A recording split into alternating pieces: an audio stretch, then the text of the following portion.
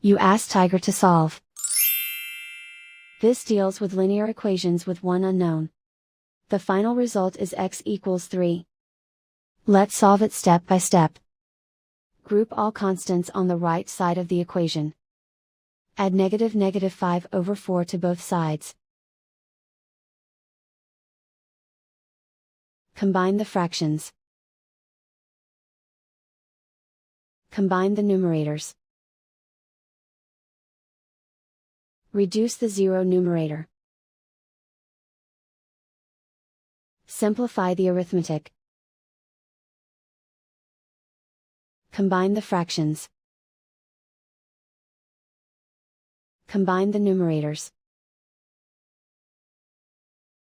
Find the greatest common factor of the numerator and denominator. Factor out and cancel the greatest common factor. And so the final result is x equals 3.